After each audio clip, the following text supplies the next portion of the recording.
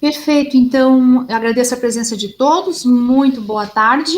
Meu nome é Karine Santos e tenho a satisfação, né, de poder estar presidindo essa banca de defesa de TCC da acadêmica Cediane Zanetti, que vai nos prestigiar com o trabalho intitulado Monitoramento de Entomofauna em Sistema Agroflorestal Sucessional em Curitibanos. Além de minha orientação, também contamos com a orientação do Dr. Fernando Ribeiro Sugimoto, que também nos acompanha aqui nessa sessão virtual. E como membros da banca, temos presentes os professores Juliano Gil Nunes Wentit e César Marchioro, né, que farão a arguição referente a esse trabalho. Bom, sem mais delongas, eu imediatamente passo a palavra para a candidata Cediane, que terá aproximadamente entre 25 ao máximo 30 minutos para sua apresentação. Cediane, por favor, fique à vontade. Então, boa tarde a todos. Então, o título desse trabalho, então, é Monitoramento de Entomofauna em Sistema Agroflorestal Sucessional em Curitibanos, Santa Catarina, realizado por mim, Cediane Zanetti, e orientadora a professora Karine Luiz dos Santos e co-orientador professor Fernando Ribeiro Sugimoto. Então, os insetos, eles exercem diversos serviços ecossistêmicos essenciais para nós, né? A exemplo da polinização, trazemos aqui, o controle biológico e o monitoramento de ecossistemas. No monitoramento de ecossistemas, os insetos podem atuar como bioindicadores, devido a responderem em diversidade e em abundância às diferentes variações ambientais. E para serem bons bioindicadores, eles têm que ter algumas características definidas, como a taxonomia, o ciclo e biologia conhecido, ter ocorrência em diferentes condições ambientais, ou serem restritos a certas áreas, e também devem ser sensíveis às mudanças do ambiente. Aprofundando agora um pouco sobre a polinização, 72% das culturas agrícolas precisam de polinização realizada por insetos. Aqui trouxemos exemplos, por exemplo, a amêndoa, ela precisa 100% de polinização. A laranja, 27%, a soja, 5%. Então, as culturas agrícolas necessitam dessa polinização em alguma porcentagem. E 85% dos ecossistemas naturais também necessitam dessa polinização realizada pelos insetos. No entanto, além desses serviços ecossistêmicos essenciais, alguns insetos eles podem ser considerados nocivos, né? E algumas causas que levam a serem considerados nocivos é a monocultura, que ela favorece os desertos biológicos, onde que apenas algumas espécies de insetos conseguem prevalecer em relação às outras. O uso de fertilizantes nitrogenados em excesso também, ele favorece algumas plantas que conseguem metabolizar esse nutriente da melhor forma ao mesmo tempo desfavorece aquelas plantas que não contêm aquela capacidade de metabolização, e essas plantas talvez sejam importantes para esses insetos, né, fornecendo recursos essenciais. E os inseticidas, né, que no uso inadequado dos mesmos, eles causam uma pressão de seleção, onde que a gente vê muitos casos de resistência de insetos atualmente, e também a morte de alguns já, como, por exemplo, os polinizadores que são acometidos pelo uso inadequado desses inseticidas. Então, uma estratégia que vem sendo adotada para minimizar essa problemática trazida pelos inseticidas é justamente o controle biológico, né? Que ele se baseia na regulação de uma determinada população de organismos vivos através do uso de inimigos naturais. E ele pode ser realizado por insetos parasitas, por predadores, por competidores, parasitoides ou entomopatógenos. E também eles podem ser divididos em controle biológico por importação, controle biológico aumentativo ou controle biológico conservativo. No controle biológico por importação é quando você tem uma praga exótica invasora, e você necessita de um inimigo natural de outra área, e você coloca no local para fazer esse controle desse inseto nocivo, né, invasor. O controle biológico aumentativo, então, é quando tem aquela criação massal de insetos e você coloca um montante de insetos na área para fazer o controle de uma determinado inseto nocivo específico. E o controle biológico conservativo é o que a gente vai abordar aqui, que é quando você maneja o ambiente em favor dos insetos. Você maneja em favor de fornecer recurso para eles, para que eles se mantenham no local e façam esses serviços ecossistêmicos, né? Então, para ele que permaneça. Então, é o que a gente visa nesse trabalho, é o controle biológico conservativo, através do aprimoramento do ambiente, né? Então, porém, a gente vê que há poucos estudos, né, em relação aos insetos e inimigos naturais em sistemas agroflorestais, né? Então, de controle biológico também. Então, os sistemas agroflorestais, eles como definição, eles visam isso, né? São sistemas produtivos em que tem a sucessão ecológica acontecendo e são análogos aos ecossistemas naturais, onde que pode ter o consórcio de plantas, de árvores, plantas agrícolas e também animais, em arranjo espacial e temporal pré-estabelecido, em que geralmente a grande diversidade e a interação entre essas plantas. Então, o que a gente precisa nesse trabalho foi avaliar o comportamento desses serviços ecossistêmicos dentro de um sistema biodiverso. E se alterar a composição dentro do sistema agroflorestal, vai alterar a composição de insetos, né, nos arranjos. Então, essa é a nossa hipótese, né? Portanto, o objetivo desse trabalho, então, foi promover o monitoramento da entomofauna em sistema agroflorestal da UFSC de Campos de Curitibanos. E como objetivos específicos, temos caracterizar áreas de composição florestal diversa quanto à incidência de insetos nocivos, relacionar a flutuação populacional dos insetos com a sazonalidade de captura nas diferentes estações do ano e as variáveis climáticas, testar o desempenho de diferentes tipos de armadilhas de captura de insetos em sistemas agroflorestais e propor estratégias de manejo para a manutenção da população de insetos benéficos. Então, como tratamentos, a gente teve os diferentes arranjos de composição de plantas dentro do sistema agroflorestal. Então, sendo o tratamento 1, o arranjo de frutíferas medicinais, onde tem plantas de goiaba serana, araçá vermelho, guabiroba, espinheira santa como medicinal. O tratamento 2, o arranjo de bracatinga agrícolas, onde tem plantas de bracatinga e araucárias. O tratamento 3, plantas de erva mate, onde tem plantas jovens e adultas. E a testemunha nossa foi a mata nativa, né?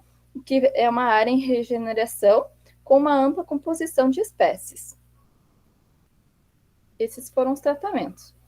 Então, foram instalados nesses locais, esses tratamentos, de 4 tipos de armadilhas, sendo caça-mosca caseira, armadilha para coleobroca, contendo álcool, e stick-trap amarelo e stick-trap azul. Então, foram essas 4 armadilhas, com 3 repetições em cada tratamento, sendo 12 armadilhas por tratamento, vezes 4 tratamentos, 48 armadilhas, e realizado 10 coletas, totalizando 480 unidades amostrais no período. Então, para a armadilha caça-mosca caseira, foi utilizado uma garrafa PET com perfuração de 2 por 2 centímetros, água e açúcar em concentração de 10% e detergente neutro. Então, cada garrafa recebeu 300 ml da solução e colocado no local. Para a armadilha para coleobroca, então foi utilizado uma garrafa PET de 2 litros, com 2 perfurações laterais, um recipiente de leite fermentado embaixo, onde que ele se encaixa perfeitamente no bocal do litro, e 35 ml de álcool 70% como atrativo. Para as armadilhas de stick-trap azul e amarelo, elas foram confeccionadas por nós, onde foi realizada através de papel cartão, da cor azul e amarelo. Foi envolto um plástico adesivo transparente, e também a cola foi realizada através de resina vegetal breu, com uma mistura de óleo de soja, sendo aquecido e espalhado na armadilha no momento da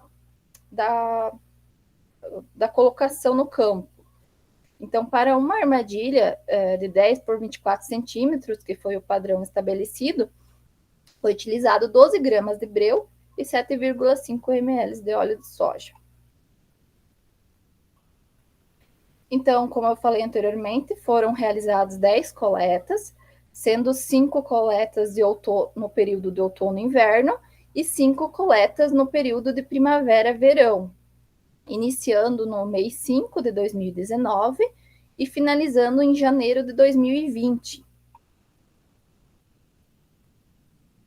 Então, esse é um mapa da área, onde aqui tem os diferentes arranjos.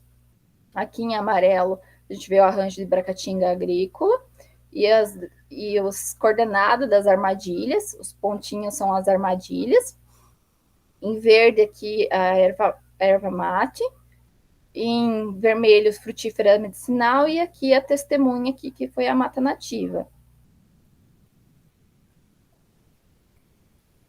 Então, como a análise foi realizada, a análise de variância, com relação aos 4 arranjos, e as 2 épocas de coletas, né, que foi primavera, verão, outono e inverno, e foi realizada correlação linear de Pearson para ver as variáveis climáticas se influenciaram nas coletas, com significância de 5%. Também foram calculados os índices de diversidade de Shannon, dominância de Simpson, equitabilidade de PLO, riqueza de Margalef e similaridade de Jacquard, através dos programas Biostat e PEST. Então, como resultado geral, a gente teve, no total, 12.177 coletados, sendo 39% pertencente à ordem Diptera, 23% à ordem Coleóptera, 19% à ordem Hymenoptera, 6% Neuróptera, 9% Lepidóptera e 4% de outras. Foram 63 famílias no total, sendo 33% dessas dípteras, 18% coleópteras, 19% himenóptera, 8% hemíptera, 8% lepidóptera e 14% de outras. Os potenciais inimigos naturais, então, foram encontrados 2 grupos, sendo divididos em parasitoides e predadores, sendo 9 famílias de possíveis potenciais parasitoides e 11 famílias de potenciais predadores, né? Aqui destacados alguns: Braconide, Chneumonide, Reduvide, Cantharide.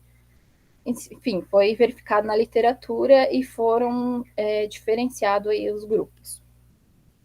Então, como potenciais inimigos naturais, então, foram 42% do total dos insetos coletados, 13% foram potenciais insetos nocivos, classificados por nós, e 45% de outros.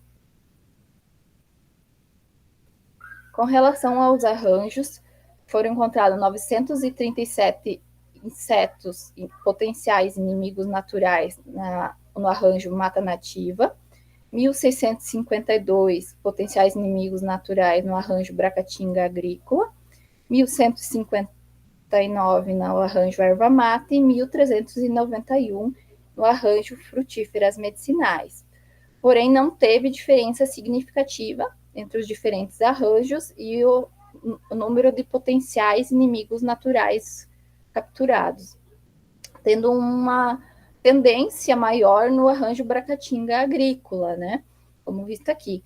Essa possível tendência a gente justifica pelo fato da Bracatinga ela florescer principalmente nos meses de junho a setembro, que pega o período de outono, inverno ali, onde tem poucos recursos disponíveis para os insetos.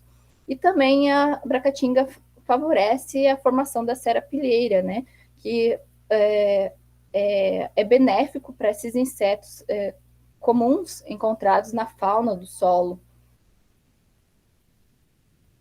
Como potenciais insetos nocivos, então a nossa classificação foi feita a partir de três plantas prioritárias dentro do sistema agroflorestal, a goiaba serana, a bracatinga e a erva mate. Então, dessas três plantas, foi verificado na literatura quais eram as suas espécies e famílias que são atribuídos como insetos nocivos, né? Por exemplo, a anastrefa, tepiritídeo. E assim foi buscado de cada planta na literatura quais eram suas famílias de insetos nocivos. E com algumas famílias já pré-estabelecidas, com algumas espécies já pré-estabelecidas, que a gente já tinha esse conhecimento, a gente classificou esses insetos como nocivos. Então, foram encontrados 346 insetos nocivos potenciais na mata nativa, 410 potenciais insetos na erva mate, 353 potenciais insetos nocivos na bracatinga e 384 potenciais insetos nocivos no arranjo de frutíferas.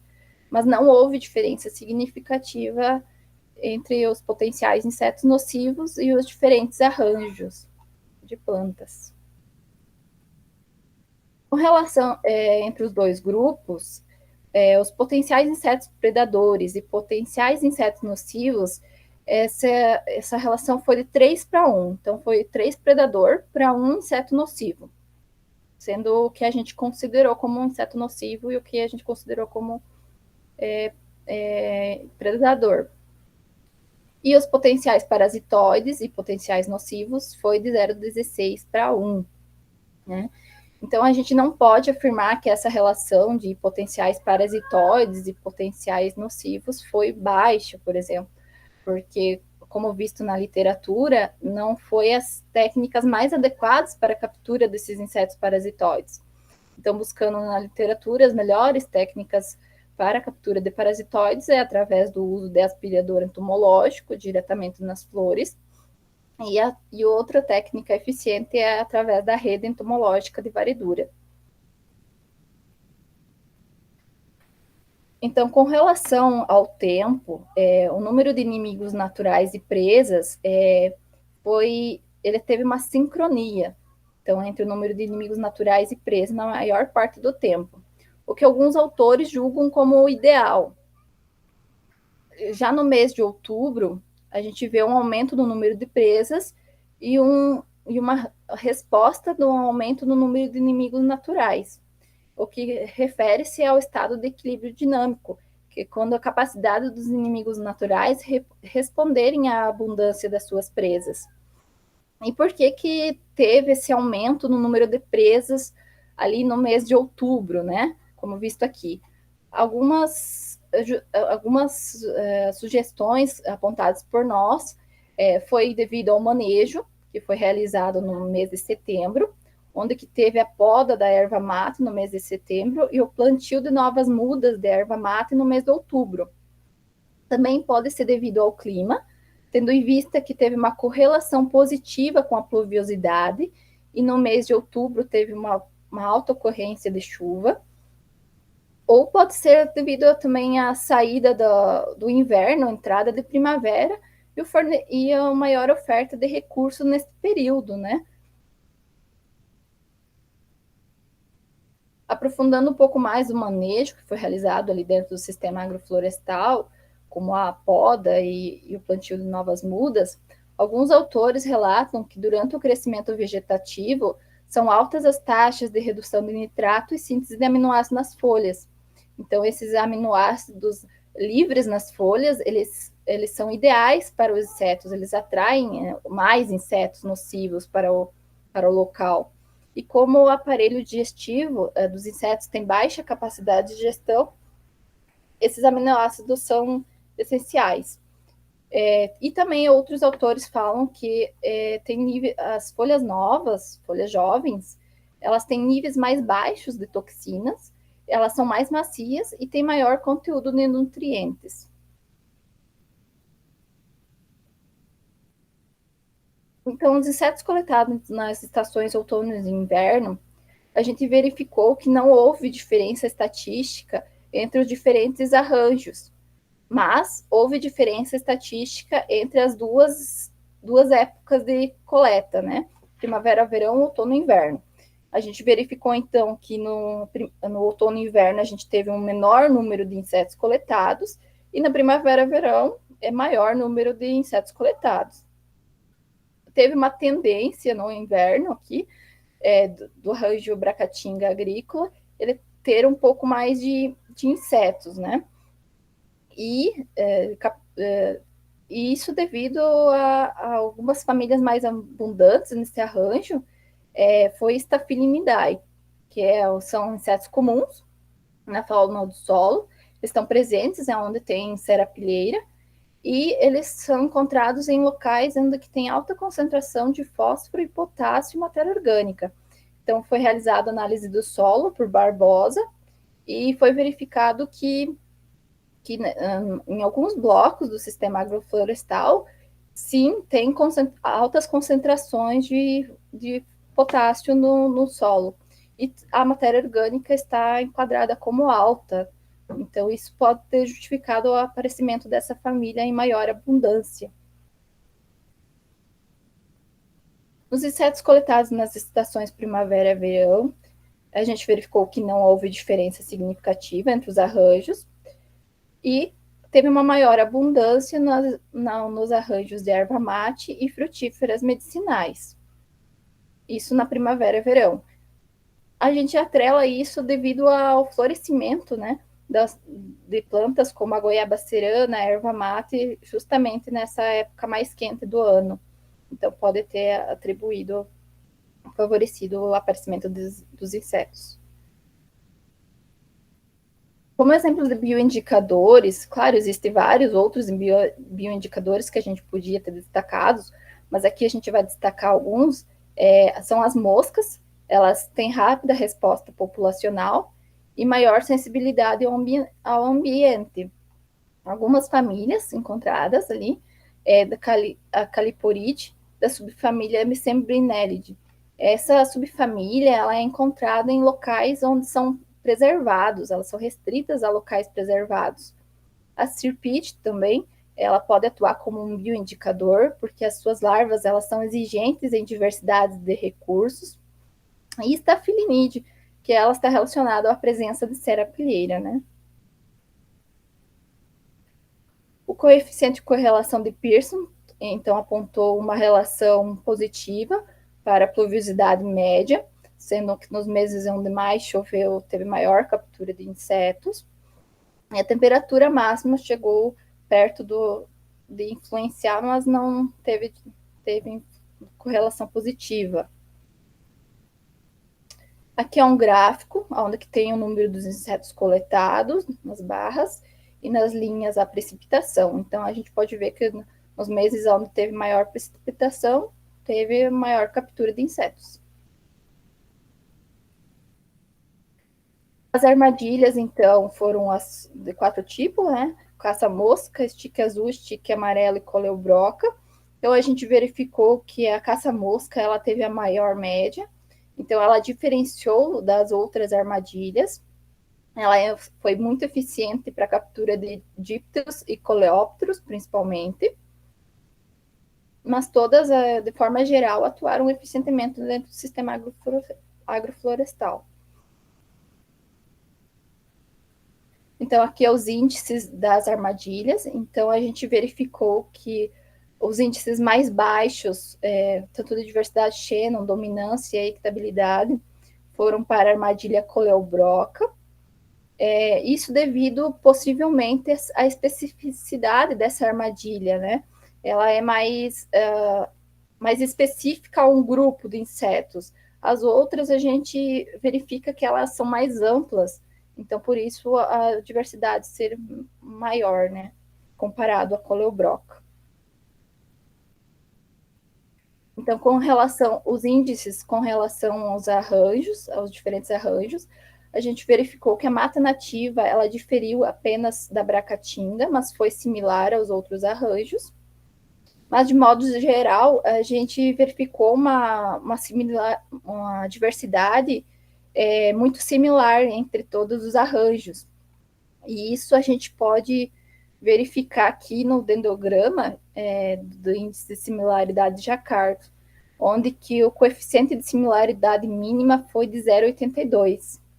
Então, a gente verificou alta similaridade e alta dispersão de insetos na área.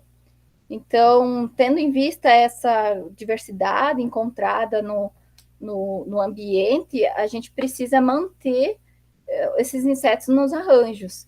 E para isso, o manejo que a gente traz aqui é através do enriquecimento e adensamento com plantas, onde que em tons de azul aqui a gente pode estar colocando plantas, onde que fornecem recursos essenciais aos insetos o ano inteiro, de janeiro a dezembro. Então, em azul está os tons, as plantas que você pode estar enriquecendo o sistema agroflorestal, e em tons de amarelo, o adensamento que pode ser realizado. Então, através disso, pode ser fornecidos esses recursos e mantendo os insetos nos arranjos. Então, como conclusão, a gente verificou que não houve diferença estatística entre os 4 arranjos, sendo que houve uma alta similaridade entre as áreas, e com base nos parâmetros avaliados, torna inválida a hipótese inicial de que a composição diferenciada dos arranjos influenciaria a composição da comunidade de insetos capturados.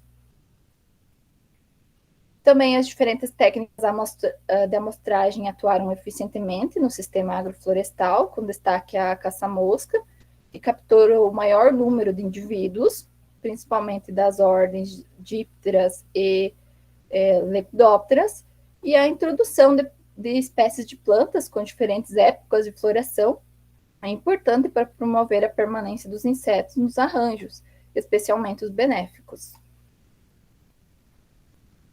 Algumas referências utilizadas, e muito obrigada pela atenção de todos. Fico à disposição para dúvidas, perguntas, comentários. Muito obrigada, Cediane. A título de registro para os membros da banca, a apresentação se deu em 26 minutos e 10 segundos, estando dentro, então, do tempo do regimento do TCC. Muito obrigada, Cediane. Aproveito e agradeço a presença de todos os colegas que se juntaram a nós no decorrer da apresentação para apreciar a apresentação da Cediane. Muito obrigada pela presença de todos. De imediato, aproveito aqui também para agradecer a presença do Dr. Fernando, que infelizmente vai ter que se ausentar, mas que de antemão agradecemos imensamente a contribuição durante todo o desenvolvimento desse trabalho, né, que foi o orientador imprescindível para o desenvolvimento desse trabalho. Muito obrigada, Fernando, pela atenção.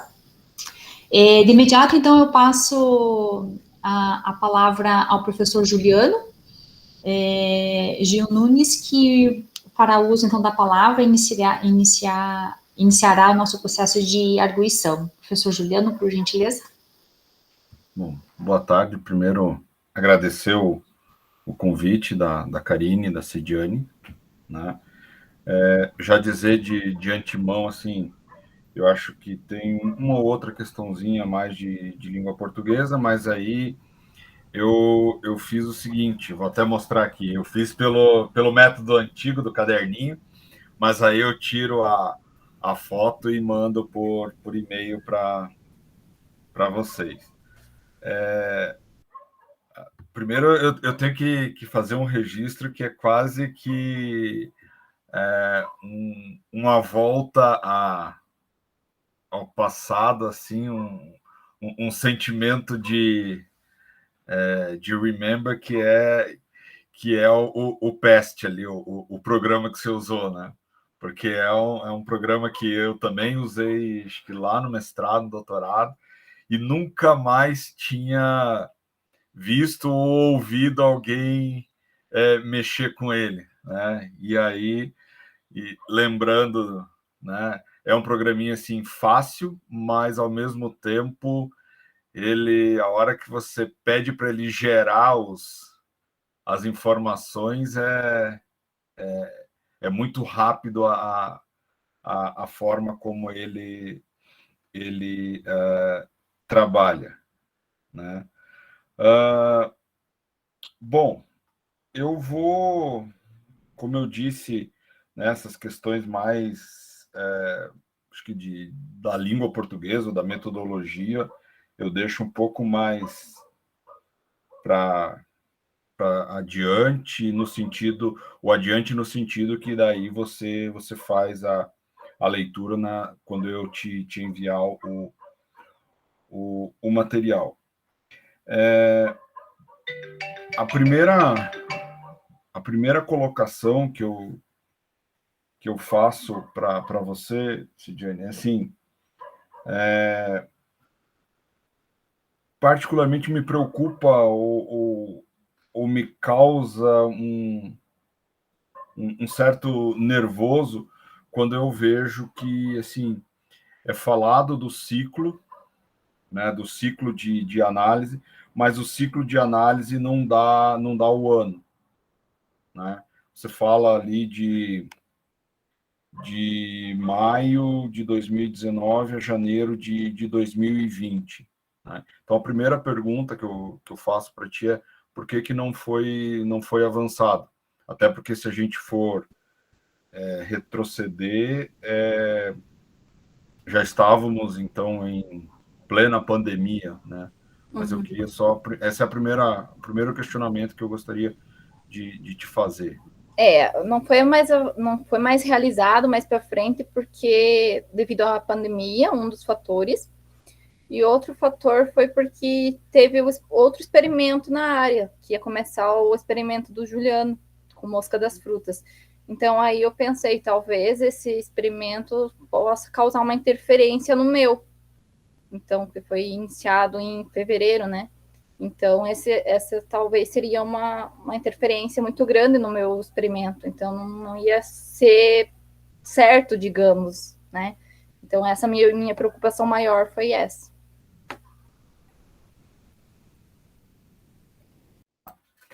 Uma outra pergunta, eu acabei ficando numa dúvida,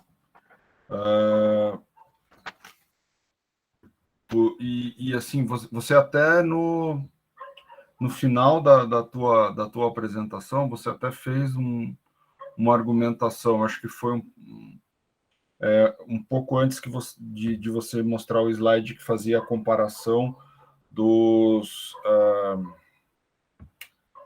índices ali, Jacar, enfim, que é a armadilha Coleobroca, né?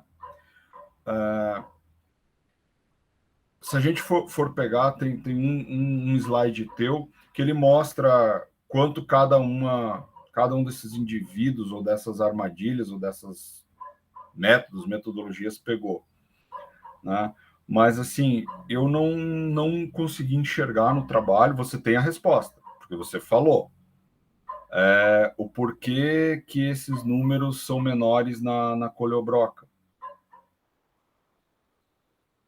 Porque ela é mais específica, digamos assim, ela é mais restrita. Aí você vai comparar ela com um stick amarelo, por exemplo. O stick amarelo é muito abrangente, então ele pega uma faixa de luz ali muito abrangente nos insetos, então você consegue pegar mais diversidade. E o Coleobroca, infelizmente, não. Então, assim, ó, você tem a resposta, mas ali faltou. Mas é bem isso, porque aquela armadilha é o que a gente chama lá de armadilha alguns chamam de armadilha de impacto também, enfim, tem aí alguns nomes para se dar, e basicamente ela é ou para insetos degradadores de madeira, né? Então, e ali, tanto é que no teu trabalho você faz a colocação que os escolitídeos foram os indivíduos dentro dessa armadilha os mais capturados, os mais coletados, perdão. Por quê? Porque são os indivíduos que, em tese, são atraídos pela fermentação alcoólica. Né? Eu ainda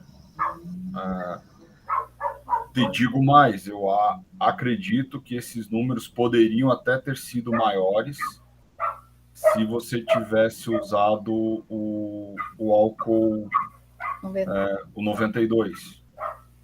Né? Porque essa armadilha ela vai simular, então, fermentação alcoólica. Então, quando você usa uma graduação maior, ele poderia te dar outros fatores, ou nesse caso, outros números. Tá? Mas, enfim, isso não invalida de forma alguma o trabalho. A pergunta no início de tudo era o porquê que eles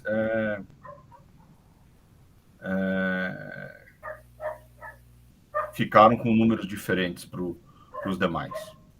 Tá? E isso você tem a resposta. Bom, uma outra questão, eu anotei aqui lá na página 23, no item 3.2, né?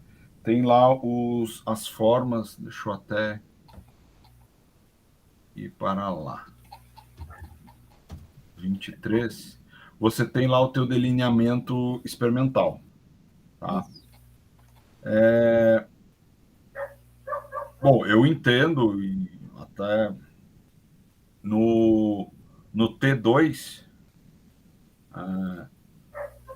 o SAF, Bracatinga e cultura agrícola. Tá? Na verdade, durante o experimento, não houve implantação de cultura agrícola ali, né? Ele tinha só cobertura. Aveia e azevém, como cobertura. Tá. Então, o que então você entende ou chamaria como cultura agrícola seria a cultura de cobertura. Isso? Uhum. Tá.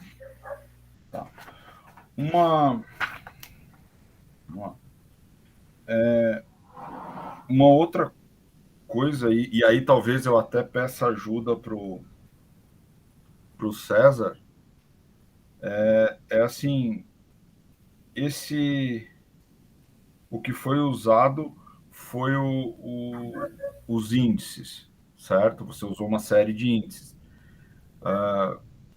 Eu não sei se isso seria interessante colocar, eu particularmente gosto, mas enfim, as fórmulas. Né?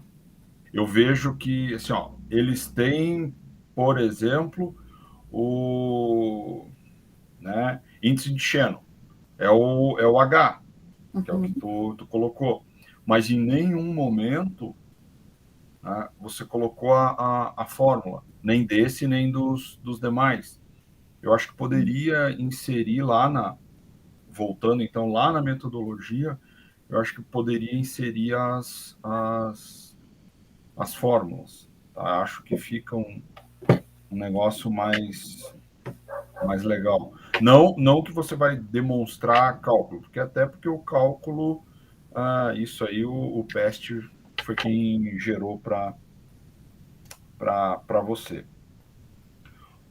Uma outra coisa, acho que é na página 26, salvo engano. Deixa eu também já me dirigir para lá. Na página 26, no item 3.6, opa, perdão, é na 27. É isso? Assim, você faz a descrição no item 3.6 é a análise estatística. Tá? E assim, eu achei que aquele primeiro parágrafo, após identificação e quantificação de insetos e níveis de família, parará, né, com auxílio de um especialista, o Dr. Fernando Sugimoto. Então, eu acho que ele é um parágrafo que talvez esteja perdido ali no meio da análise estatística. Eu acho que este parágrafo, talvez, e aí com uma certa modificação, ele poderia ser colocado como um agradecimento em algum momento do trabalho. Tá? Mas ali na análise estatística ele ficou meio perdido. Tá? Bom, a grande questão do teu trabalho, né, quando começa, então, lá na página 28, que é a tabela 1. Tá? Assim, eu iniciei, vi a tabela vai, então, algumas páginas, né? São 2 páginas, certo? E aí, depois, na página 30, é 4.1, potenciais inimigos naturais e insetos nocivos. E acabou. Mas, assim, eu olhei para aquela tabela e digo, mas, gente, assim, mas será que faltou? Será que comeu alguma coisa? O arquivo era um antigo que ela mandou? Sabe, eu acho que faltou uma discussão ali dessa tabela 1 tua. Deixa eu ver. Na página... Deixa eu achar aqui. Na página... Eu anotei página 30. Deixa eu ver onde é que estamos. Aqui, na página 30, ele inicia lá, então, 4.1, potenciais inimigos naturais. E daí, assim, o primeiro parágrafo, levando em consideração, certo? Aí, a última frase, além dos insetos, também foram coletadas 30 aranhas. Eu entendo como questão de informação, mas eu não sei se o trabalho não é artrópodas. O trabalho é classe insecta. Então, acho que na minha concepção, essa última frase poderia ser retirado. Tá? Aí deixa eu para cá, 38. Na 38, né? A minha pergunta para ti, e é em especial no item 4.3, é assim, como é que você definiu essas estações do ano? Porque, assim, essas estações do ano, na verdade, não são estações, vamos botar assim, da folhinha do calendário, né? Quer dizer, da folhinha do calendário, forma de coloquial de dizer, mas elas não são as estações do ano. Né? Por exemplo, você colocou ali primavera, verão, 30 de setembro, 20 de janeiro. Isso, foi realizado duas épocas, né? Então, no outono e inverno foi realizado de maio a setembro, a primeira quinzena, e a segunda quinzena já era primavera. Então, da segunda quinzena de setembro a janeiro de 2020. Então, foi definido essas... Daí deu 5 coletas para cada época, digamos. Acho que, se me permite, Juliana, acho que ela se referiu a datas das coletas dentro desse intervalo, dessa época, do que o intervalo considerado necessariamente primavera-verão. Como primavera-verão, como estação do ano, né? Isso, ela se referiu às datas de coleta. Que aquilo ali poderia estava englobado dentro da estação do ano. Eu acho que foi esse o ruído. Não, então já... Entendi. Bom, aí a gente avança um pouquinho mais no item 4.4, tá? Que é, em especial, a tabela 3. Assim, eu entendi a tabela, te fiz a pergunta já no início da armadilha lá, que você denominou coleobroca, né?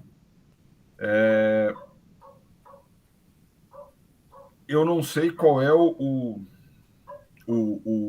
interesse ao final do trabalho, se ele vai para alguma publicação, né?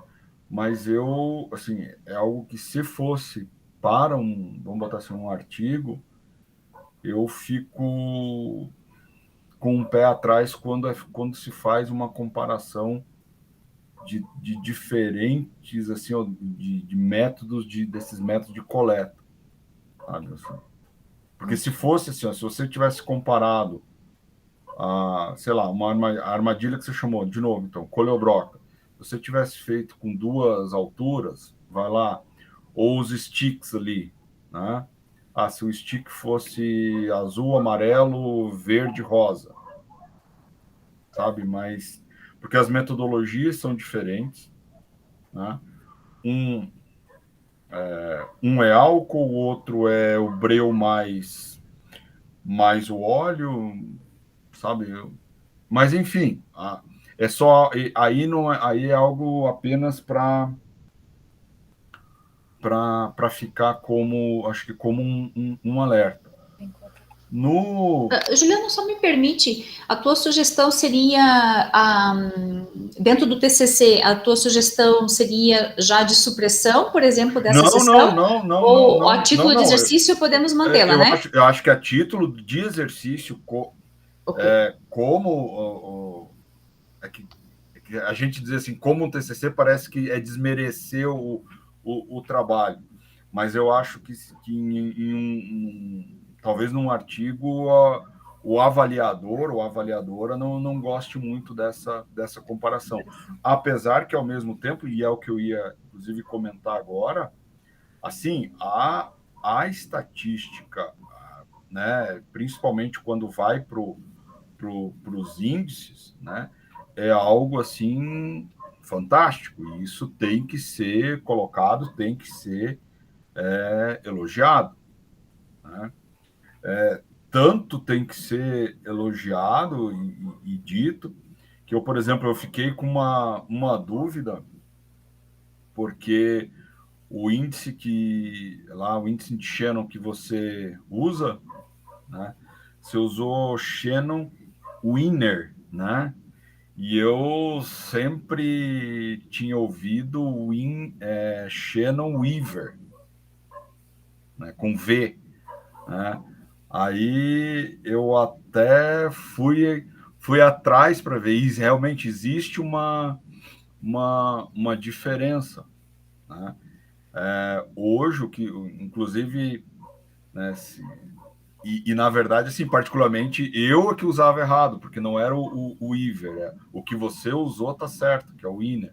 Que daí eu até tenho, tá aberto, inclusive, aqui no computador, uma outra aba que faz, que ele fala a diferença, mas é em virtude da pessoa que ajudou lá. Então, e agora, e até, assim, para que isso se retire essa dúvida, né?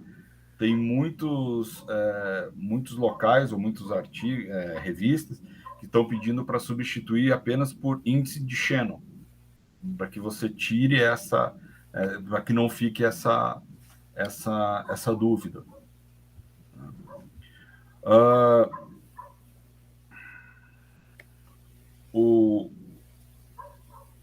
Outra coisa, deixa eu ver aqui onde é que está. Assim, eu até na tua apresentação, eu não tinha entendido, enquanto estava apresentando, eu fui de novo nos teus objetivos, né?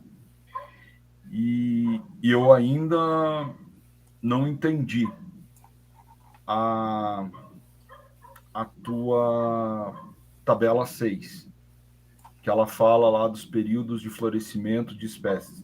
Claro, eu entendi que aquilo ali são espécies que podem ajudar no desenvolvimento né, de insetos benéficos, enfim, até como podem servir até como alimento na floração, mas quando você faz a comparação, quando você vai para os objetivos, me parece que não tem aderência a essa tabela. Eu diria o seguinte, que eu acho que a tabela começa na página 45, salvo engano. Por exemplo, o parágrafo anterior da tabela, algumas plantas recomendadas são a cerejeira e por aí, e aí vai. E aí você tem a tabela. É algo para você discutir com a Karine no final. Eu não sei se isso não poderia ser uma recomendação, sabe? Porque até pelo próprio item onde ela está inserido, que é proposição de manejo e para manutenção, não sei, sinceramente, eu não entendi, não colocaria a tabela, mas a tabela ali, né? E inclusive vem após a tabela, que é você falando de serrapilheira. Em nenhum momento você falou nada da serrapilheira. Né? Você não fez uma análise com indivíduos da entomofauna na serrapilheira. Consequentemente, isso não está na metodologia. Então, tudo bem, vamos lá, como uma proposta, como uma recomendação, eu acho que é legal. Mas ali, nesse item, eu não sei se ele caberia nesse momento. E aí, já finalizando, as tuas conclusões, bom, eu acho que poderia talvez até tem bem mais coisas como conclusões. Tudo bem, eu até entendo que em alguns momentos poderiam ser repetitivas a questão das diversidades ou a questão dos índices, dos números, né? Mas talvez uma ampliação na conclusão, ou nas conclusões. Eu devo confessar também que é algo que há algum tempo eu particularmente não faço mais, né? Isso devo confessar, que é a parte das referências, né? Esse vai e volta, vai e volta, vai e volta, né? Não executo mais. Então, chequei alguns, né? Eu chequei das tuas referências ali, eu chequei cerca de umas 15 e realmente elas estavam lá, mas um a um, devo confessar que também não o fiz, tá bom? Acho que no mais era isso. Agradeço mais uma vez, Sediane, Karine, né? E encerro aqui. Obrigado, gente. Obrigada, professor. A gente que agradece. Obrigada, professor Juliano. Eu fiz algumas anotações aqui, vou tomar meia culpa em algumas questões com relação, por exemplo, às formas dos índices. Um pouco foi também pensando em estruturar o trabalho futuramente para publicação.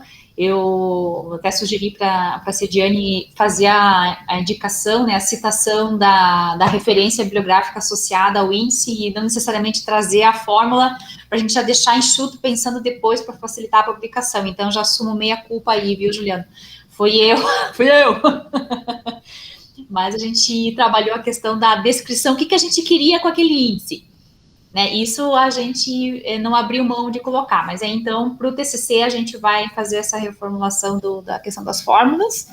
A questão da discussão da tabela 1, eu acho que foi porque nós mergulhamos em fazer depois as análises, né? A Cediane optou por fazer as análises depois segmentadas e a gente acabou talvez esquecendo de fazer esse link, mas muito obrigada pela pontuação. Com relação à tabela 6, na verdade, Juliano, né? Era toda a minha expectativa do trabalho, assim, Cediane, agora o que eu faço no SAF, Cediane? Eu que implorei essa tabela para ela, Juliano, porque eu pensei assim, e agora? Que sugestões a gente tem? Porque eu imaginei assim, nós temos essa diversidade super bacana, né? A gente viu que os arranjos, por ter uma proximidade, não diferem muito entre si. Então, como é que eu posso dar um upgrade nesses insetos benéficos do sistema? E aí que veio a sugestão da Cediane organizar como que nós poderíamos enriquecer ou adensar algumas espécies pensando nos inimigos naturais. Então, talvez a gente vai trabalhar melhor o texto para deixar mais clara essa indicação da Cediane. Acho que é nesse sentido, né, professor Juliano? Tá, beleza, então. Muitíssimo obrigada pelos apontamentos. Para mim é um aprendizado, né, porque... o professor Fernando nos trouxe também para essa temática, muito desse trabalho também tem as suas mãos, né, professor Juliano? Por conta do estabelecimento do sistema agroflorestal, muito tempo atrás, então o que a gente está colhendo hoje e o que a gente está aprendendo hoje com esses sistemas também é contribuição tua e do Simins na implantação desse sistema, né? Então, obrigada pela oportunidade de aprendizado aí com essa discussão. Joia! Professor César, por gentileza, seus comentários. Boa tarde, pessoal. Boa tarde, Cediane, novamente, né? Queria agradecer primeiro ao convite, né? Então, agradecer a Cediane, a Karine e também ao professor Fernando, que teve que sair, né, um pouquinho antes. É sempre um prazer participar aqui das defesas, né, dos cursos daqui de graduação da UFSC de Curitibanos. Quanto tempo, né, Cediane? Você é de que ano que você entrou, Cediane? 2015. 2015, 2. Parece que faz tanto tempo, às vezes eu acho que essa pandemia mexe um pouco com a nossa noção, né, de tempo, assim. Eu já não sei mais as turmas que estão para se formar, tô completamente perdido, é estranho, né? Mas enfim. Então, eu fiz anotações no arquivo que você mandou do Word, que eu acho que é o mais fácil de editar em vez do PDF, né? E isso acaba dificultando um pouco, porque as alterações que eu sugiro aqui, elas acabam alterando a paginação, então às vezes algumas coisas vão mudar de página, mas eu vou tentar sempre localizar qual parte do texto que eu estou falando, tá bom? Para você. Daí tem algumas sugestões menores de texto, assim, que eu vou passar batido, porque está no Word aqui, tá? Mas assim, de um modo geral, eu achei que tá um trabalho bem escrito, assim, eu tive bastante facilidade de acompanhar. Não aconteceu de eu ter que, às vezes, ler uma frase e daí, poxa, não entendi, ter que reler, como às vezes acontece em alguns trabalhos, né? Mas não foi o caso, assim, eu consegui ler de maneira bastante fluida, então acho que você vai ver que não tem tanta sugestão, assim, em termos de redação, assim, tá?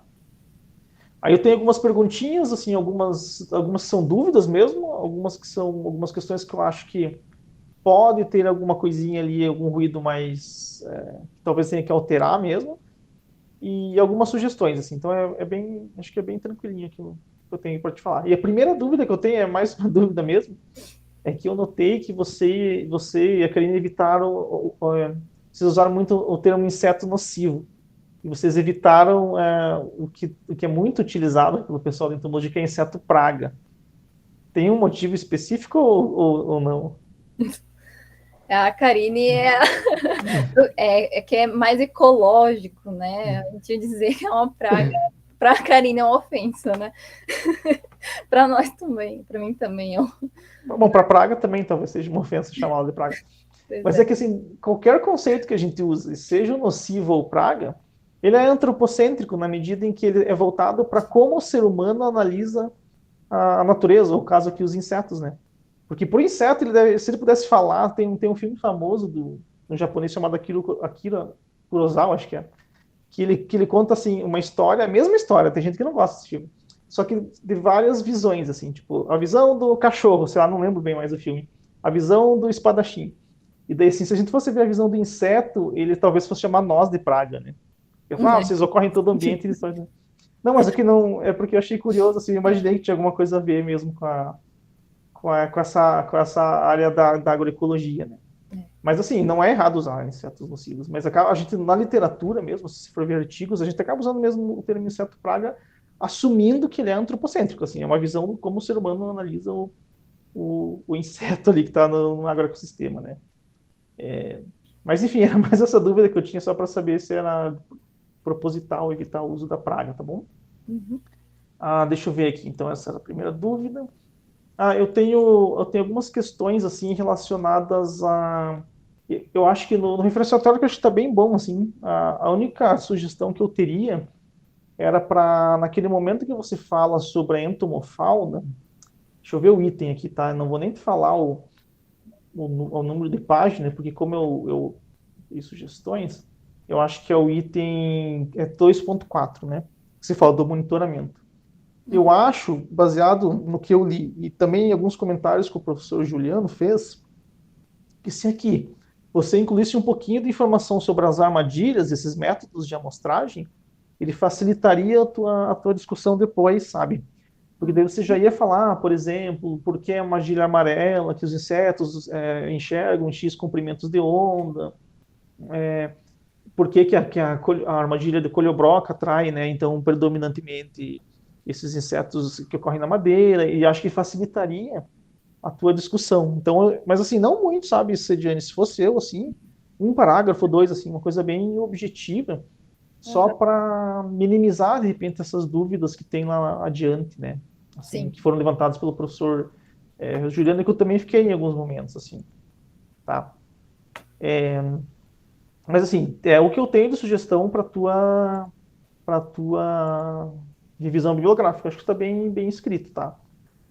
Aí na metodologia que eu tenho mais dúvidas, assim. A primeira delas é mais curiosidade também, mas ali na tua figura, na figura 1, que tem a área de estudo, né?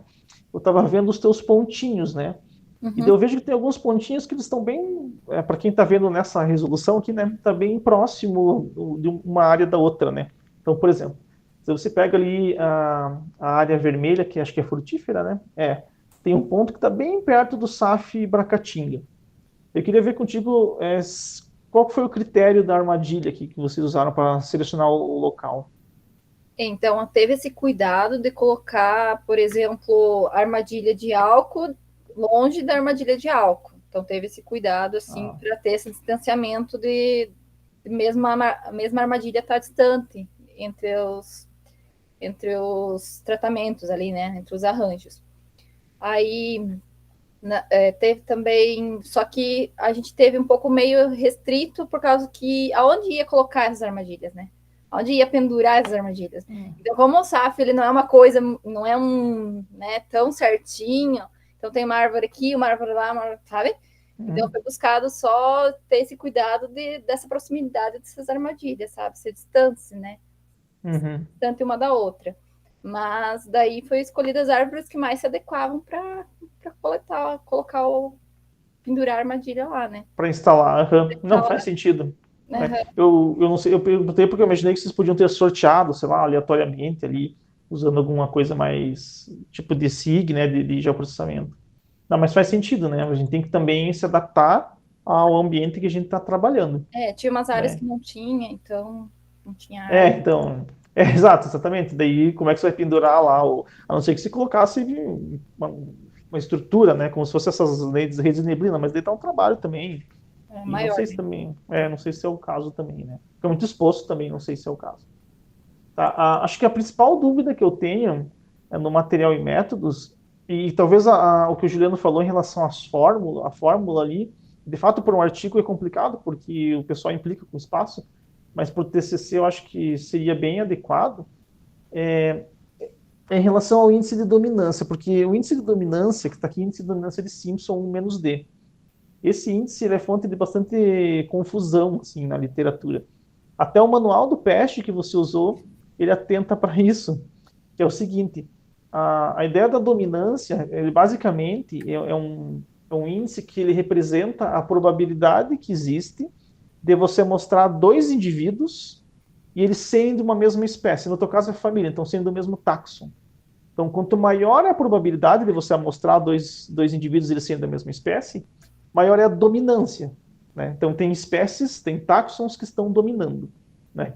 Então, ele tem uma relação inversa com relação à diversidade, porque quanto maior é a dominância, menor é a diversidade. Aí, para você ter um índice que ele seja relacionado com a diversidade, o que o pessoal sugere? Fazer a recíproca 1 sobre o D, mas ninguém usa isso, para te falar a verdade, ou o 1 menos D. Porque o que acontece? Quando se faz 1 menos D, quanto maior é o índice, eles chamam de índice de Simpson, maior é a diversidade. E daí eu vi que você usou 1 menos D. Então, o que eu vou supor? Eu vou supor que quanto maior é esse valor, maior é a diversidade, né? Mas aí, ó, vamos pular rapidinho aqui, ó, lá para a tua tabela 4. Ó. Tabela 4. Eu não vou te falar a página aqui, tá? Porque vai ser diferente. Mas a tabela 4, ela vem depois daquela ela está falando assim, que são os índices de diversidade de Shannon para as armadilhas, né? Uhum. Aí a gente tem na terceira linha, ali ainda tem a dominância de Simpsons, que está 1 menos D. Né? O que significa? Ó, você viu que na armadilha da Colebroca foi a menor de todas. O que faz sentido, tá? Porque é menor diversidade. Por que é menor diversidade? Porque tem uma maior dominância, provavelmente escolitinho, né? Uhum. E daí, tá certo, só que daí quando você vê no texto que você escreveu, que é no parágrafo abaixo, ó, a segunda linha se coloca assim, ó. Apenas a armadilha para Colebroca apresentou diferença significativa, que você fez a comparação, né? Uhum. Demonstrando baixa dominância. Mas, na verdade, é o contrário. Ela teve uma alta dominância. Talvez se tivesse deixado baixa diversidade, estaria correto. Então, ela teve uma alta dominância. E por quê? Porque ela é, como o professor Diano falou, uma armadilha específica. Você coleta mesmo esse tipo de... Não é nem todos os coleópteros, é esse tipo. É Colebroca mesmo, né? Uhum. E daí menor homogeneidade. Então, isso aí bom, se entendeu, né? Então, assim, mas essa confusão, ela ocorre muito, muito, inclusive em textos publicados, assim. E a tal ponto que o próprio Pest fala, né, que tem confusão. É muito curioso isso, né? Então, assim, basicamente, o que acontece? É só entender aquela diferença ali, que talvez, assim, usar o índice de Simpson, e daí você pode colocar entre parênteses 1 menos dominância e tal. Mas se tivesse a fórmula, acho que você ia perceber daí. Como não teve a fórmula ali, aí gerou essa confusão. Mas isso também vale para os outros aí, tá? Então, todas as análises ali, eles estão com essa ideia do índice, ficou confuso, né? Vamos dizer assim. Aí tem que dar uma olhadinha. Que mais? Tá, na parte de análise estatística ali, tá? Deixa eu dar uma olhadinha lá. Eu só coloquei aqui, análise estatística, mas eu tenho que ver o que... Vamos lá. De novo, deixa eu ver se eu acho aqui. Tem algumas coisinhas ali, eu acho que uma delas é que eu acho que você usou também a Nova pelo que eu vi, pelo menos na tabela Tukey ali, né? Na tabela do índice de diversidade. Acho que você também usou para índice de diversidade, essas coisas, tá? Aí acho que daí você pode comparar aqui também, assim. Falar que você não usou só para abundância, que nem está escrito aqui. E você também usou para os índices de diversidade. Né? Da Biostat, uma coisa que eu senti falta, depois eu vou explicar melhor, mas é que aqui você não falou nada do teu dendrograma, né? Da análise de agrupamento. Então, não entrou...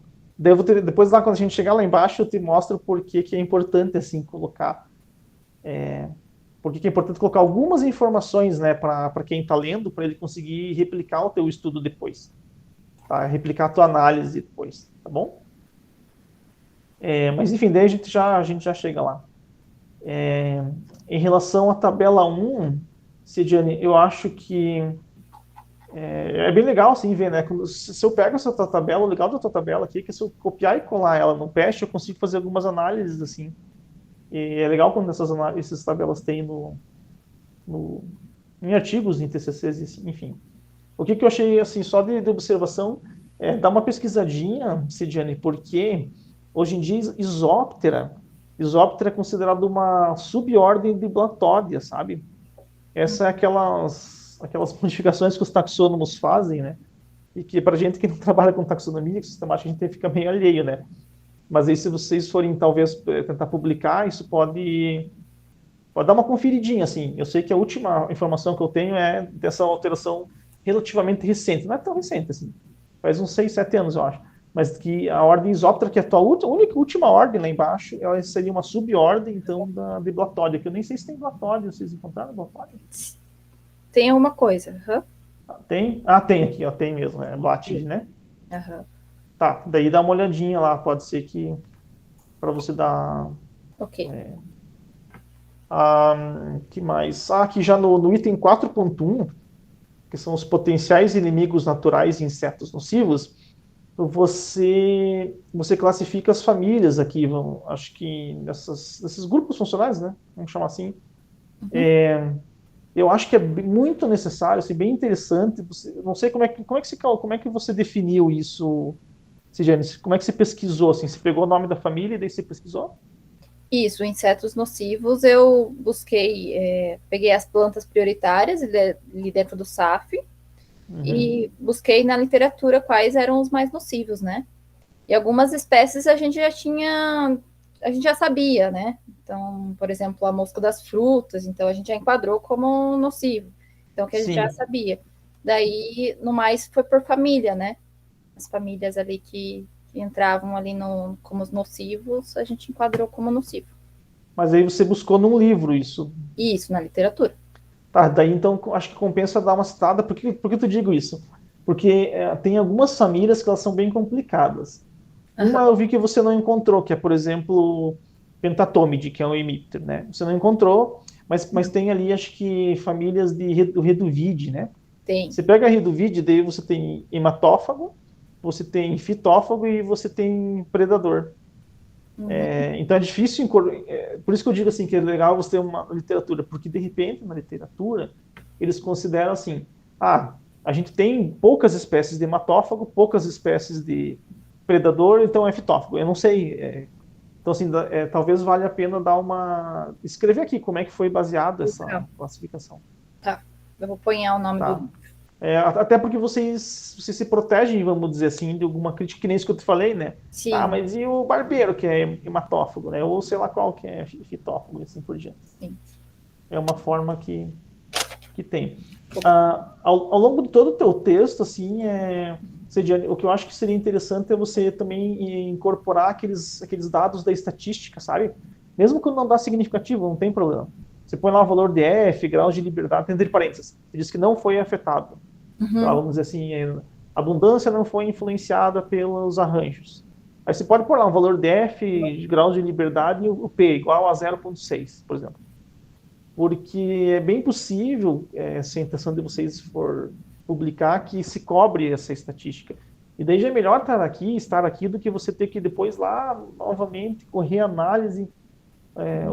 Ou se já está salvo, às vezes as pessoas salvam, né? Eu tinha o costume de salvar, assim, esses valores, né, ao longo do meu do trabalho, assim, eu ia salvando, tá? Vamos ver. Outra coisinha, assim, que eu acho que é importante, que vão pegar no pé, assim, é sempre que você usar média, qualquer lugar, assim, num gráfico, numa tabela, você adicionar alguma medida de dispersão da média, assim. Então, eu tenho uma tabela tua aqui, deixa eu ver se eu acho ela rapidinho. Acho que é a de... Tem uma que é média, foi aquela que o professor Juliano falou, acho que das armadilhas. É isso. Essa é a tabela, essa aqui é 3. Que você fala a média de insetos que foram capturados nas 4 armadilhas, né? Talvez seja interessante se colocar aqui um mais menos, né? Que a gente coloca aquele mais ou menos e alguma medida de dispersão, sei lá, erro padrão, média. Tá. Ou colocar lá no finalzinho, você colocar um coeficiente de variação. Aí vai do gosto do freguês, né? Assim, que geralmente quando a gente trabalha com média, a gente usa algum tipo de representação de como é que variou e tal. Sim. Tá? E rapidinho, a gente já tô quase... eu tenho mais só 2 dúvidas, assim, Cidiane. E uma delas, daí sim, é o teu dendrograma ali, a tua figura 9. Eu acho bem legal esse tipo de análise, assim, porque é legal a gente ver graficamente, né, a similaridade entre as áreas que você trabalhou. Mas o que faltou aqui, na minha opinião? Faltou para quem está lendo entender, por exemplo, qual foi o... Porque esses endogramas, eles são construídos com base numa matriz, né? Ela pode ser uma matriz de similaridade ou de distância, de similaridade. Porque tanto faz, né? Na verdade, se transforma uma na outra. E daí, o que faltou? Faltou você dizer exatamente qual índice de similaridade você usou.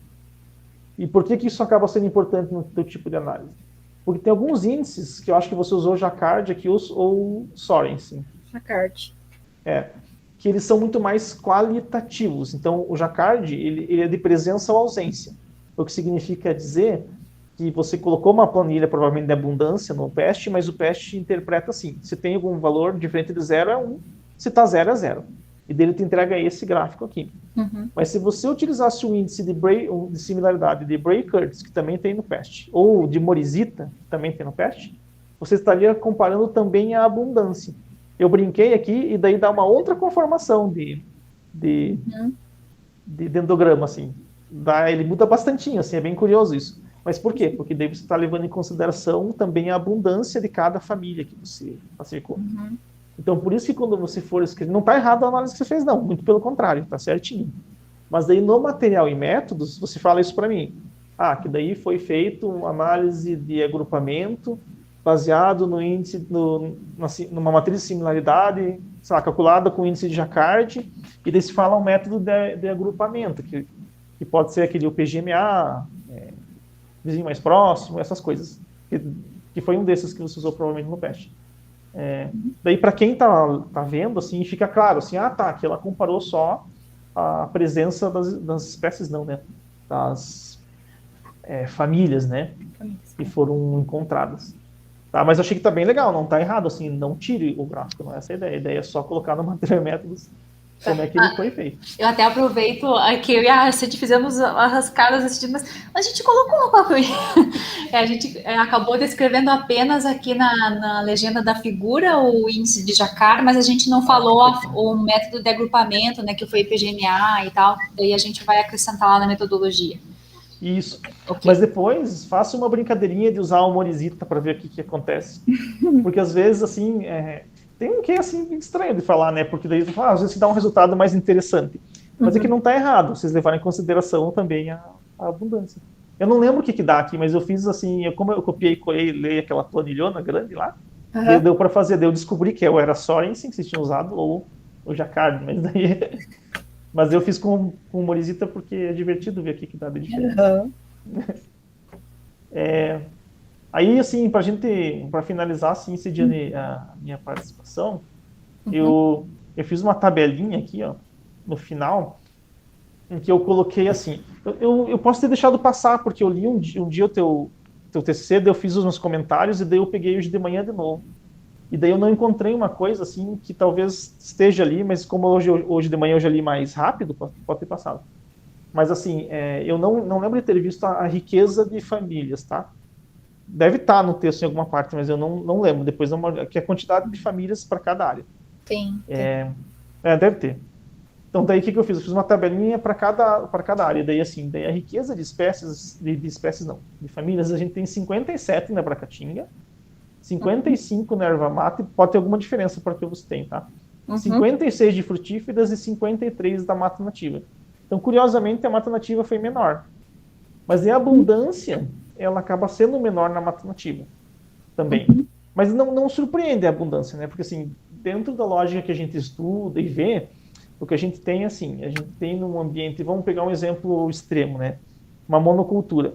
Então, a gente tinha um ambiente muito mais complexo e daí a gente simplifica, né, esse ecossistema, de forma que praticamente a gente cultiva uma única espécie ali, com exceção de algumas outras lá que o pessoal chama de erva daninha e dá um jeito de matar também, né, se conseguir. Então, obviamente que algumas espécies elas conseguem se adaptar muito bem a esse alimento, elas já consomem esse alimento, e daí elas se multiplicam e o ser humano chama de praga, né. De novo, ouvindo o inseto, ele vai falar assim, poxa, eu só estou me alimentando e me reproduzindo, você me deu todas as condições para isso. Tá. Então, o que a gente espera? A gente espera que quanto mais degradado você tem uma baixa quantidade de espécies aqui de família, no caso, mas muita abundância, né? Porque você tem recurso à vontade. Eu acho que o SAF, ele não é, obviamente, um monocultivo, pelo contrário, ele é um sistema biodiverso. Mas ele não é tão biodiverso como uma mata nativa. Então, não consegue chegar a esse ponto. Então, o que eu esperava como hipótese, assim, se fosse pensar antes? É que a mata nativa ela tivesse uma riqueza de famílias maior e uma abundância menor, até pode ser.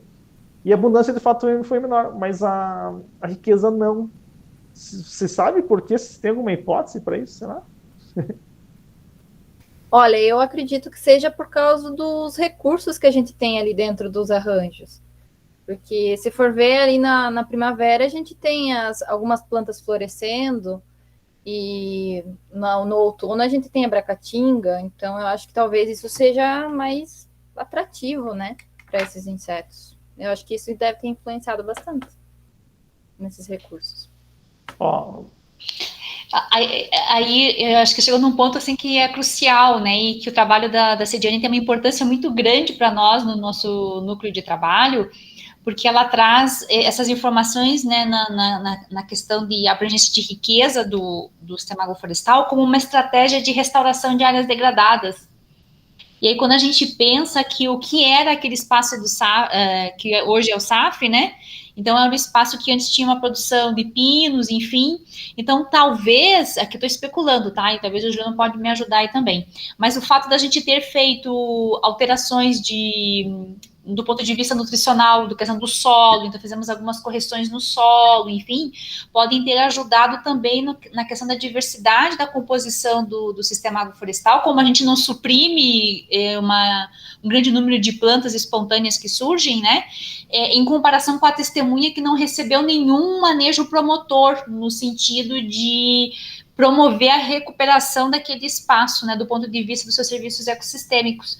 Então, talvez pode correr um pouco nesse caminho aí, César, essa diferença na riqueza. Porque era o que eu gostaria de ouvir, né, como alguém que está torcendo pelo sistema agroflorestal como estratégia de promoção de restaurar serviços ecossistêmicos, né? Mas, não sei, podemos deixar ventilando. Não, eu não tenho, assim, eu falei para vocês, tipo, o problema de vocês, eu não sei, aqui eu teria que pensar muito, eu acho, para de repente analisar, mas assim, faz sentido o que a Karine falou, né, de fato. Então, essa foi assim, Cidinei, essa foi acho que minha última dúvida, assim como o professor Juliano, eu também faz um tempo que eu parei também de conferir as referências nem dos meus alunos mais, assim, antigamente eu pegava no pé deles, assim, se falhasse, porque o meu orientador fazia isso, né. Mas daí, hoje em dia, assim, como a gente tem até ferramentas hoje em dia, né, que os alunos podem lançar mão ali, tipo, e que daí dificilmente passa algum errinho, se programar direitinho a ferramenta, que às vezes sai também. Aí, hoje em dia, eu já não vejo mais. Mas, assim, de um modo geral, acho que o trabalho tá bem escrito, assim, tá claro. Tem algumas pequenas coisinhas, que foi isso que eu falei para você, e mais algumas outras que eu coloquei no texto aqui, mas daí são bem pormenores mesmo, tá? Então, assim, fico feliz também de ver, assim, alunos, cada vez mais alunos que eu dei aula, né, porque até um tempo atrás, o que eu via muito, assim, eram alunos que eu não tinha, de fato, ministrado aula, assim, um ou outro, quando eu substituí temporariamente o professor Juliano em manejo, né, foi quando o professor assumiu a direção, mas agora não, agora nos últimos anos eu já vejo um monte de aluno que eu dei aula na primeira fase, né, eles estavam novinhos, eles estão novinhos ainda, né, mas mais novinhos. E é bem legal isso. Então, obrigado, Karine, obrigado ao Fernando, que não está aqui, e você também, tá, Cidiane? Obrigado, professor. Agradeço também, César, muito obrigado, porque tem um olhar complementar, né, então, várias questões que você foi colocando, eu fui lembrando, pois é, a gente pode melhorar aqui, então, com certeza, as tuas contribuições vêm a acrescentar e deixar muito mais rico o trabalho que a Cediane já elaborou até então. Muito obrigada, então, César. Então, eu vou pedir licença à Cediane e aos colegas que acompanham, e vou me reunir, então, de imediato com o professor Juliano e com o professor César para podermos fazer a discussão com relação à sua avaliação, viu, Cedi? Então, eu peço licença aqui para acompanhá-los. O professor Juliano e o professor César, eu já encaminhei via WhatsApp um link de uma outra sala para que possamos nos reunir. Eu acho que basta a gente deixar mutado aqui, que eu acho que não vai dar problema, acho que a gente consegue abrir duas simultâneas, imagino eu. Vamos tentar. Ok, com licença.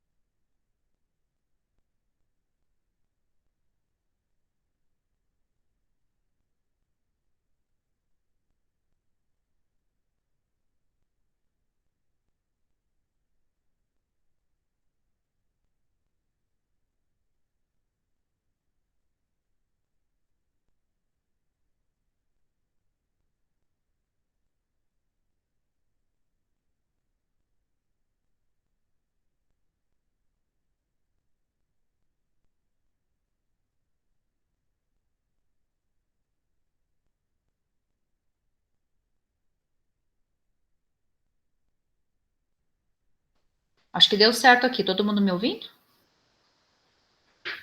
Perfeito. Eu tô. Tá, jóia. Então, vamos retomar aqui nosso encerramento.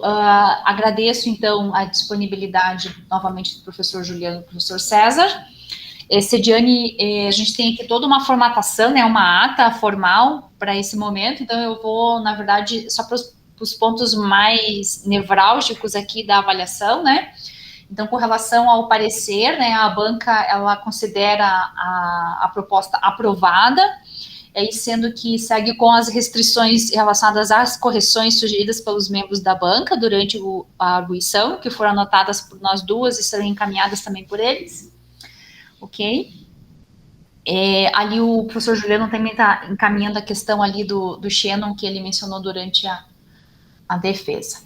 Com relação, então, à justificativa do parecer, né, a sua apresentação oral foi considerada satisfatória, bem como a consistência dos resultados, a análise e discussão dos seus resultados. E aí, em função dessa análise qualitativa, a sua nota final foi considerada como 9,5. Então, agradecemos imensamente, novamente, a banca, e de imediato, eu gostaria de dizer, Sediane, que foi uma satisfação trabalhar contigo. Eu mencionei aos membros da banca que você tem uma característica única, de muita força de vontade, de ser guerreira, de correr atrás do que você quer, de tomar iniciativa, de ter atitude. Olha, já chora. Então foi, ó, já abalei a menina, como é que ela vai falar agora? Então, assim, foi muito, muito prazeroso, e para mim foi um aprendizado. Trabalhar com essa turma aí dos insetos, ó, Juliano, César, Sediane, Fernando, vocês acabaram enriquecendo o meu mundo nos sistemas agroflorestais com a entomofauna. Muito obrigada por essas oportunidades, viu, Sedi? Passo a palavra para ti. Então, eu só tenho a agradecer. Eu acho que eu tive muita sorte, né, de ter tido uma orientadora que pega no pé bastante. Mas, assim, é tudo para a gente, né, para a gente sempre melhorar, a gente sempre está aprimorando, né. E muito obrigada pela banca, né, agradeço o Juliano, agradeço o César pelas atribuições, com certeza vão melhorar bastante o trabalho agora. E muito obrigada, gente. É isso. Gratidão. Então, damos por encerrado. Eu vou fazer aqui o encerramento da nossa gravação. Ok.